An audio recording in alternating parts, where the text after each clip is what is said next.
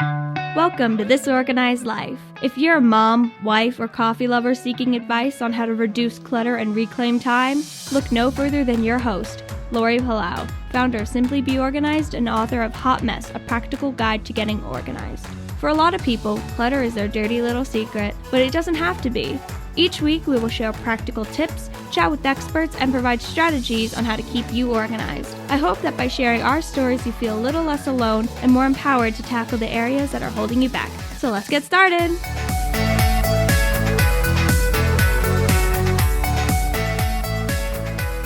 Hi, everybody, and welcome to today's episode of This Organized Life podcast. I am your host, Lori Palau.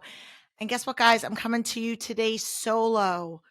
Sorry to disappoint, but this is going to be a really fun episode. I guess it's fun. I don't know if you would call it fun, but we're talking all about recycling responsibly because it is Earth Day and we want to be talking all things about spring cleaning, organizing, and what to do with all of our stuff. Because I think one of the things that I hear most often from people is a guilt around just throwing stuff in a landfill. And a lot of times people don't declutter things or don't get rid of things because they're not really sure the best way to go about doing it. It just seems like it's complicated. I know a lot of times when you go to make a donation, I've seen people that want to make donations for, I don't know, certain charities, and they're like, oh, sorry, we can't take that. Oh, sorry, we can't take that. Oh, sorry, we can't take that. And then people just wind up getting frustrated and say, forget about it. I'm just going to keep it. So I made a list of 10 different categories. Some of them are going to overlap, but I just want to go through them because I think they're some of the most popular categories that people struggle with. So I want to just give an overview of each of the 10, and then we will go back in and dive into each one of them. All right. Sound good? Okay. So the first category is tech and electronics, right? So tech and electronics, you're going to think anything from TVs, computers, old phones, copiers, all that kind of stuff. So tech and electronics. Second one is going to be clothing, obvious clothing. Third one is expired food. Believe it or not, you would think that that would be easy for people, but I see a lot of people that are struggling with, are expiration dates even legitimate? How long can you go over expiration dates? Can I just throw this in the trash, or should I compost it, or whatever? So expired food. Paper. Paper's a big one, folks. The fifth one, stuffed animals and toys. That is a big one, stuffed animals and toys. The next one is medicines. Medicine, what do? Do you just flush them down the toilet? Do you throw them in the garbage? What do you do with medicines? Seventh is batteries. Batteries are a big one. Paint. So the next few are kind of like household items. So we got batteries, we've got paint, we've got building materials, and then the last one is old furniture. So I try to cover the majority of categories, and we're going to give some links in this episode. So this is definitely one of those episodes that you're going to want to head over to the show notes or our podcast page and really find these resources that we're going to be talking about there. So that way you don't have to worry about writing this stuff down if you're listening. So I think the first way I want to talk about it is, again, just go through what we mean by each of these categories, where people struggle, and where are some healthy, sensible ways that you can dispose of these items that you no longer need, want, or use. Sound like a plan? Okay, good. And before we get into any further, I did forget to say at the top of the episode, if you're new to our show, make sure to click the subscribe or follow button wherever you're listening. We're obviously on Apple Podcasts, Spotify, YouTube, wherever you get your podcasts. If you prefer to read our transcripts, you can also download or read our transcripts right off of our website on our podcast page. We come to you twice a week, folks. Once on Mondays, which is our tip of the week episode. And then on Thursdays, we have our long episodes. So in total, we've got like probably close to 350 episodes. So it's crazy town, lots and lots of content that is free for you guys to help you get more organized. Okay, so now that I did that little public service announcements, let's get back to the topic at hand. What to do with technology and electronics if you want to get rid of them. So as we know, there are so many different types of electronics that people have in their homes these days, between computers, desktop computers, laptop computers, old iPods. We've got like Kindles, Macs, iPads. I'm like, I drew a blank to what they are. Different types of e-readers. I'm just even looking off this list. Gaming consoles, even old flash drives, modems, old monitors, cables, all of this stuff. It just adds up. And half of the stuff, I don't know about you, but half the stuff you're like, I don't even know what this cord goes to. You have all these random cords and you're like, this might go to an old camera. It might go to a computer. It could be for a Game Boy. I'm not really sure. And so the first thing I would say is first identify what do you want to keep and what are you getting rid of? And if you're getting rid of stuff, one of the big concerns is safety. Like people don't want to get rid of things that have their personal information on it. And what I found when I was like researching different places is surprisingly, well, it was surprisingly to me, Staples has a huge recycling program. Now, this might not come as a shock to all you, but it was surprising to me of what they took. I knew that they took certain things like old printer cartridges and other devices, but I didn't realize the depth of all the things that they take back. And again, I'm going to link to it because it's pretty comprehensive. You're definitely going to want to check the Staples near you to make sure that they have a recycling center, because not all of them do. And I would hate for you to drag all of your stuff to find out that they don't accept some or all of it. But they have a bunch of different things that they accept, and they will wipe your devices clean. A lot of them will wipe your devices clean. So if you have a computer that you want to get, make sure that it doesn't have any personal information on it, and you don't know how to do that yourself, you can bring it there and they will do it. I know personally, we've got like some local places near us that do that. So you can always do a quick Google search wherever you live to see. A lot of people will hold on to old computers or cameras because there's stuff on it or they're not even sure what's on it. And they just are like, we don't know what to do. So we just hold on to it. You don't have to. You can go to a place, get extracted, either put on a thumb drive, see if it's something that you want, or just say, you know what, I haven't looked at it in X amount of years. I don't need it. I just want to get rid of it. But a lot of these tech devices just wind up taking up space. And as we get new computers, as we upgrade our cell phones or whatever, or even as the charging ports change, when you go from like a USB to a USB-C or whatever it is, a lot of times we're just holding on to these cords and they don't even go to anything. So just like back in the day when we got rid of our VHS tapes and then our DVDs and CDs, it's really important to try to go through all of our tech stuff. So again, check your local areas. You could check like a Best Buy, but also Staples has a really great program. And again, they're not a sponsor. They're not a paid sponsor. This is all editorial. So you're welcome, Staples, for that. Okay. The next category that I want to talk about is clothing. So clothing's a big deal, and we are going to probably do a deep dive about fast fashion and buying sustainably and responsibly. But a lot of the problem that happens with clothing is there's emotional clutter. People are holding on to things because of that. What if I lose weight? What if I gain weight? What if this comes back into style? Like all of these different emotional things. So the first thing I'm going to tell you is obviously anything that's not in your current rotation, you're going to want to remove. You're going to want to put it elsewhere. So if it is something that you are like, I want to hold on to it because I might fit into it again, and you're really not going to get rid of it, at the very least, take it out of rotation. Put it in a bin, find out where you can figure out where you can store it, whether that's a basement or an attic or a guest room or wherever. Just so that you're only having the stuff that you're currently wearing or using in your closet. That's just my rule of thumb.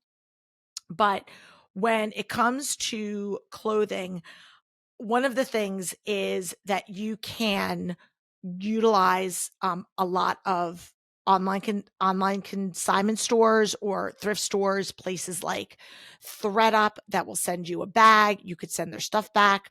There's also a lot of different local donations places, specifically women's shelters. I know there's a lot of controversy about people donating to Goodwill or Salvation Army because they charge people. I really don't want to get into like the ethics of this, but I do find that there's are ways that you can donate to places that matter to you locally, and it can be somewhat simple. Whether they have a drop-off place that's convenient for you, or you check a local listing online, just Googling. I know we've got some places that you can choose from your charity and they will come and pick it up like a green drop. And you have your choice to select, what charity you'd like it to go to. But I think, again, the goal is once you get rid of things when it comes to Earth Day and the fact that we want to encourage people to not just get rid of things, but to think about moving forward. How are you going to change your behaviors moving forward and shop less, buy more sustainable stuff, buy more frequently? When you are going shopping, how can you utilize resale stores like thrift stores and consignment stores to find things that are gently used, but again, aren't contributing to landfills? And again, just kind of like that whole fast fashion where we have what I call like disposable clothes. So, buying quality over quantity. So again, clothing is not my jam. And listen, my best friend owns a clothing store, and any nice item of clothing that I say I ever wear is from her, and I love it. But I don't have a lot. I have a few key items. Even if you watch our show on YouTube, you'll see I wear the same clothes in a lot of our episodes because I just cycle things through. And I think, again, I'm not saying you have to be a minimalist. If you're somebody who enjoys shopping, that's fine. But just really about being responsible and passing it down to people that might be in need, as opposed to just kind of like chucking it and having it end up in a landfill. Okay. Next thing, as we're switching gears and we're moving over to expired food. Now, expired food is interesting. I was actually looking at this article from Vox that they had written, and it said that 40% of food produced in America winds up going to landfills and is otherwise wasted. And that goes for a lot of things that are like those, if you've ever seen like the bruised or like ugly veggies that aren't the pretty ones, anything that is a little bit dinged or damaged that cannot go into the grocery store. And I know that there are like online programs where you can buy the ugly vegetables, and I think that's great. But supermarkets have, the article goes on to say that supermarkets stock more food than they can sell, and they do that on purpose because from a psychological standpoint, people want to buy from packed shelves. And I found that to be really interesting. And I think, I was thinking back to that whole scarcity mindset during the pandemic when we would go into our grocery stores because of the supply chain issues, and the stores were bare, and it was like a little bit almost depressing. Like you would walk in and you wouldn't see a lot of things. When you walk into a store and you see the abundance of things, and typically they're like neatly organized and lined up, so it's not overwhelming, there is just this emotional safety that we feel. And so what happens is supermarkets will overbuy so that you can have this feeling. But then what happens is, especially when it comes to like produce and things that have a shorter expiration date, then they expire. And then what do we do with it? And, there's a lot of food insecurity in this country. And, it's a real problem. And so anything that we can do ourselves individually to try to meal prep and so that we're buying just what we need as opposed to, wasting food and substitute ingredients. If you don't have to buy like 50,000 spices if you just need a spice for a particular recipe. I'll oftentimes substitute something if I know I'm only going to use it once. I might be like, oh, well, what else could I substitute or could I omit it? And just because I want to maintain space in my home, I want to not just spend money that I don't need to spend. And again, I just don't want these things to end up in waste. And I know spices in particular, except for like my tried and true spices that I use all the time, they expire. They do have a shelf life. And again, it's not like it's going to necessarily be like taste, like you're not going to get a upset stomach from it. But what might happen is, it's just not going to have the potency that you want. And so you're spending money on spices that are just going to, go bad. So just think about that. And again, so really my recommendation is think about the stuff that you are going to be using, how much you waste, what your volume's like, and it's probably going to change seasonally. Like I know, especially parents who have kids that are home in the summer, your kids are going to be eating more. Or if you've got college kids coming over the summer, they're definitely going to be eating more. And so things change, as you're making school lunches or not making school lunches or whatever it looks like. And if you're in a season where you're going out more or you're grilling more because it's like, hey, we're quick eating like burgers on the fly, then it's going to affect and impact how you're shopping. So just think about that and try to be a little bit more proactive. Okay. So the fourth category that we're going to talk about is paper. And the good news is 68% of paper gets recycled, which is good.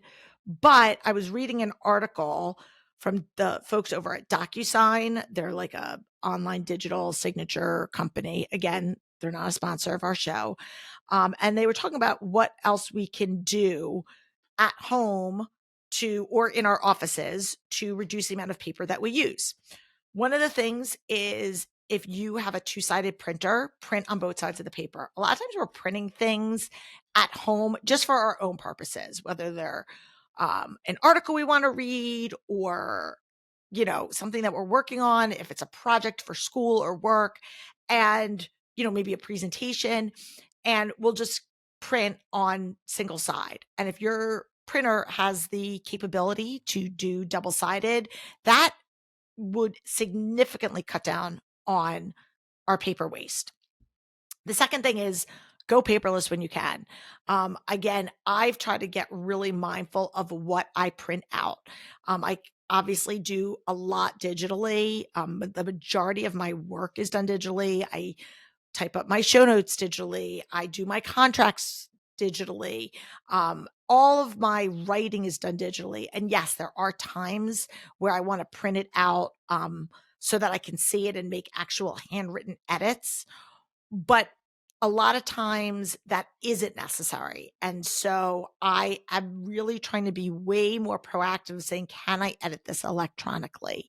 And so if it is something that you can do electronically, it's like building a new muscle. Just start to get in the habit and routine of not printing every single thing that you get. And a lot of times people will print things as reminders. And that's really not the best strategy to try to remember things. People are like, well, if I print it and I put it like physically right in front of me, I'm going to see it. And I understand that, but I would rather see you put a reminder in your phone or on your to-do list on your calendar to say, hey, respond to that email, or don't forget to do X, Y, and Z, as opposed to using the physical clutter as a strategy to stay, on top of things.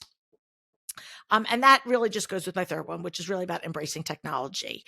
The more you can incorporate digital calendars, cloud-based storage like Google Drive or Dropbox for photos, presentations, anything that you do collaboratively, whether it's personally within your family members or if it's work with your teammates, anything that you can do that allows the ease of retrieval. Remember, folks, the whole point of developing any organizing system anywhere is all about the ease of retrieval. How quickly can I get this if I need it? And so with paper, that is a really big one, and stuff falls through the cracks so easily.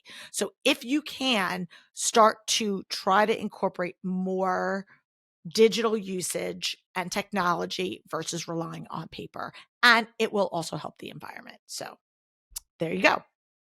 Okay. The fifth one, stuffed animals and toys. Now, this was a really big thing in our household when my girls were small because both my girls were really into stuffed animals. My girls were not the types of kids to play with dolls. That wasn't our thing, but stuffed animals was something that they both really gravitated to. And so there's an emotional relationship that a lot of times kids will develop with their stuffed animals. And so getting rid of them is something that, getting to that point can be a big deal. And I've told this story before in the show, and I'll tell it again for those of you who've never heard it. I once was working with a client who had a kid who was about 10 years old. It happened to be a 10-year-old little boy. And they had moved and he had a bunch of stuffed animals. And I had asked him, or I'd asked the mom, they seemed sort of babyish, the stuffed animals that he had. And I was like, does he really want them in his room? And she was like, he doesn't want them in his room, but he refuses to get rid of them. And I said, can I, work with him and just try to figure out what he wants? Because they were literally like in a garbage bag sitting in the basement, like in a corner. And she said I couldn't get rid of them because he was adamant about it.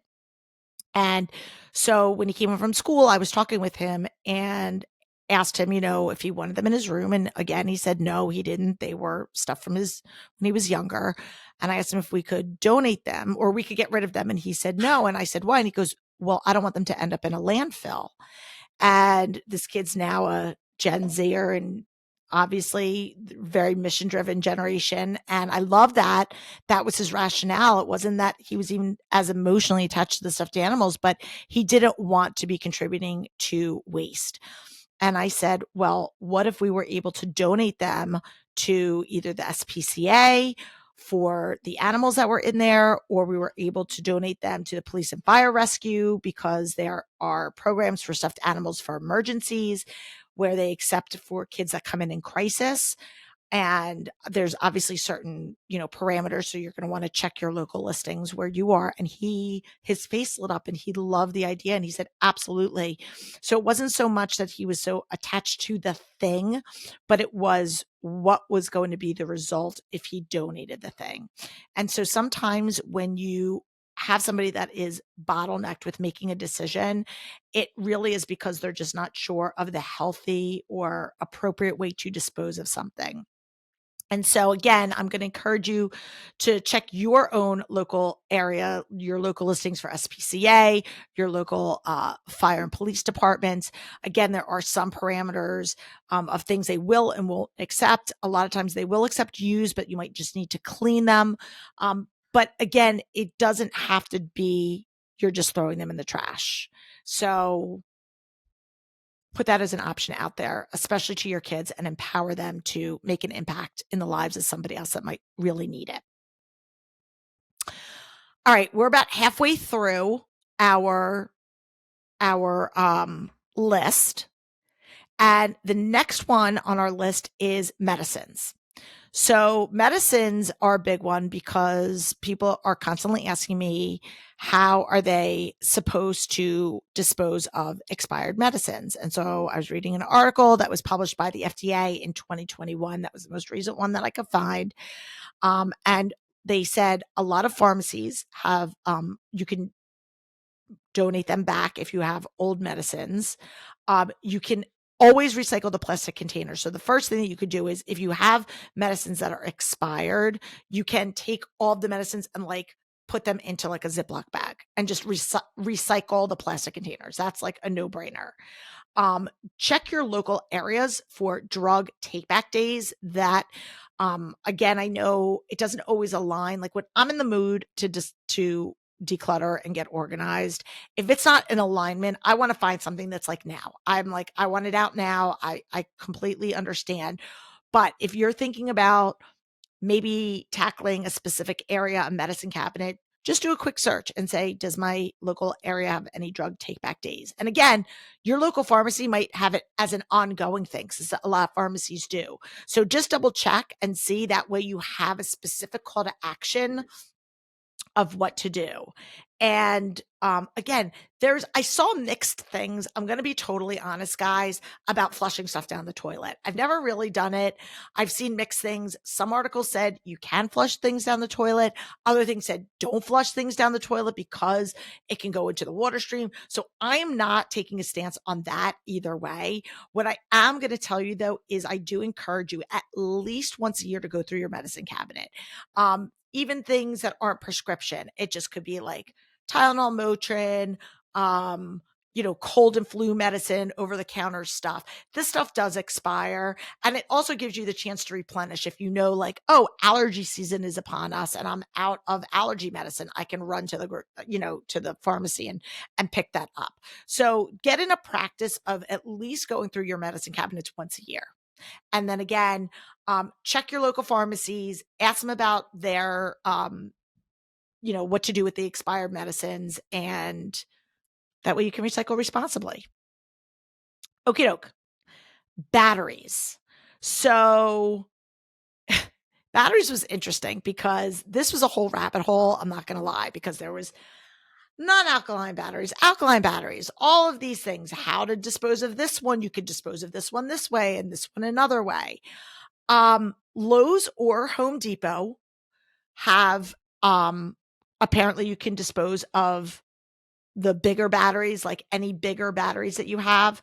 The EPA, I'm going to read right from this. It says the EPA recommends to send alkaline and zinc carbon batteries to battery recyclers, or check with your local state solid waste authority. So again, going back to like those bigger batteries that you have, I'm not talking about your like AAA, double A's, but all of those bigger batteries that we don't want to just throw them away. We want to make sure that they're going back specifically to a recycling depository. And I'm going to include this link in the show notes, but it's call the number 2 recycle.org, call CALL, the number 2 recycle.org /locator.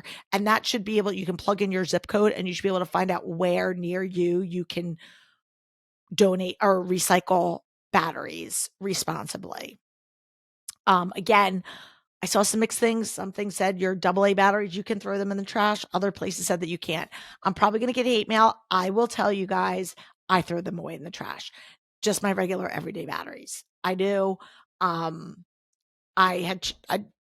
until I came across this did it seem like that was a problem. Again, if you have bigger things specifically for like kids' cars, like those electronic cars or scooters or whatever, those things are different. But check your local listings. And again, I believe Staples is part of their program. You can do batteries as well as Lowe's and Home Depot. So I would say just if you want to be like uber responsible, have a little box or bin that you have. And every time you cycle out your batteries, you just put them in there. And then maybe once a month, you take a run over to that place and drop them off. And that is how you can do your part when it comes to batteries. All right, paint. This I actually know about because my best friend's a house painter. So I actually know a thing or two about disposing of paint. So a lot of this also, and this might go through when it comes to building materials, a lot of them are state regulated. So the rules in one state might be different than another one. That's why, again, my underlying theme is, if when in doubt, just Google it for your own area. But latex paint can actually go into the regular trash. But here is the caveat, folks.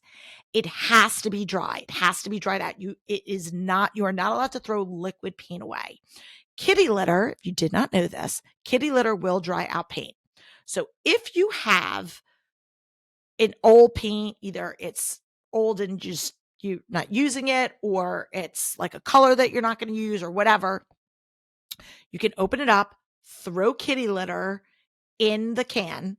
Once it dries up, you can then take that paint, throw it in the trash, and it can go right into the regular garbage. That's if it's latex paint. Oil-based paint is totally different.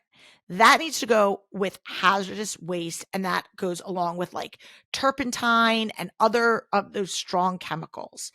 So if you are, and I see this a lot with people that are going through like garage or basement cleanups where they have things like old paint that's either expired or, old and crusty, or just from like, we painted this room 10 years ago and we still have the paint for it. If it's latex, you can just take a little time, dry it out, and then dump it in the trash. But any of these other high chemical hazardous waste have to be disposed of properly. And if you don't have a place near you, there are places that will come and pick it up. Now they will charge you. And we're going to get into things like, you could call a 1-800-GOT-JUNK. You can call a local or junk lugglers, or a local person that near you that does any type of like house clean outs. There's a lot of these services here, and yes, they charge for it. But the one thing that happens when you hire these companies is they will make sure that the contents are disposed of properly. So it is, yes, you are paying to remove your stuff, but you are saving time because they are doing the legwork of making sure that the right items are getting recycled to the right places. And it just takes the guesswork out of it for you. So that's the deal with paint. Now, building materials, again, are somewhat similar. If you have old building materials, if it's new stuff, and again, this happens a lot when people do home renovations, you've got tile or extra flooring or extra wood pieces or whatever it is that you are, that you were doing. And a lot of times it just sits in your house. And again, I understand you want to keep some in case, you might need to patch something, but a lot of times we don't need the volume. Or maybe you updated your kitchen and you have the old kitchen cabinets and they're totally in good shape, but you don't want them anymore. What do you do with them? So the Habitat for Humanity is my favorite place to go do that. So they have restores all over the country. Again, you can Google Habitat for Humanity restore. You can also look for, where can I donate local building materials near you, and there should be places that you can go to donate them. The thing with a lot of them, you have to take them. So there is that extra legwork of you having to take it there. They don't always pick up. They might, depending on where you live. I know by us, the Habitat for Humanity or the Restore, we have to bring it. So that does add an extra step for you as the homeowner to be able to say, okay, I'm decluttering and now I have to make time to drop off this donation versus, just scheduling a pickup. But it is something that it's a great way for you to be able to help other people. You can also check out, and this goes also, building materials and old furniture also, which is our last category, women shelters. A lot of these domestic violence places for women who are coming out of abusive situations they're getting rehomed, and they need things. They need housewares, they need clothing, they need appliances, they need all kinds of things. And so if you're donating, there's some great local shelters near us that we donate to, a variety of things. And you always check with them to see what they're looking for, because again, seasonally, they may or may not be taking things. And it all depends on what their warehouse inventory looks like. A lot of times places, if they have a big warehouse, they can hold extra stuff. But some of these places that support like these local women's shelters don't have huge warehouses. And so, they might not have the space to hold on to a ton of things, but it's always worth checking. I think it's really important to be able to know that, if we can contribute something that we're no longer using to help somebody else, not only does it help this person, but it also, again, helps the environment. But again, whether it's any of these things that will, that you're not sure where they should go, calling an expert like and I hate calling them junk removal places because a lot of it isn't junk. I mean, might not be stuff that you're using, but these companies like a Junk Lugglers, 1-800-GOT-JUNK. Again, none of these guys are paid sponsors of our show, but all of these people have relationships with hazardous waste material, paper recycling, a lot of times with tech and electronic recycling, and they will do all of the heavy lifting. So if you call them and say, this is what I want removed, they will take it. They will then sort it on their own, after they leave, and make sure that everything gets recycled responsibly. So although you are paying for this service, it is such a great way for you to reclaim your time, not have to worry about the mental bandwidth of trying to, figure out where things go. And, you're helping other people in need. So really, my takeaway for this whole episode is we can't control the stuff that's already been brought into our house, either by default or by design, but we do have a say of what we continue to bring in and how responsible we are making the choices of buying things with purpose, buying things with meaning, buying things sustainably, and thinking about the longevity of this piece of whatever this is that we're going to be doing. And is this something that is going to ultimately be contributing to, future clutter, or is it something that's really going to be serving us? And again, I'm not saying don't buy things. I'm not saying don't go shopping, but I really just want to encourage all of you guys to be responsible with the stuff that's coming in and leaving your house. And so again, we're going to have links to all these different things in the show notes. I know it can get overwhelming. And I think for most part, we all want to be responsible with our stuff. Nobody wants to be part of the problem. And if you want to be part of the solution, check out these places that are helping to reduce the amount of waste that end up in landfills, and shop responsibly, guys. So until next week, I am Lori Palau. Peace out. Thanks for tuning in. If you like this episode, please spread the love and share it with your friends. And if this is your first time joining us, make sure to click the subscribe button wherever you are listening so you never miss an episode. And while you're there, please leave us a review so other people know that our show is worth the listen. You can also find us on YouTube and Instagram at This Organized Life Podcast. And if you'd like to connect with us, you can head on over to our website at simply the letter B like boy organized.com, which is filled with tons of resources, including free downloads, checklists, links to our amazing organizing partners, and all of our digital offerings. I'll see you next week for another episode of This Organized Life.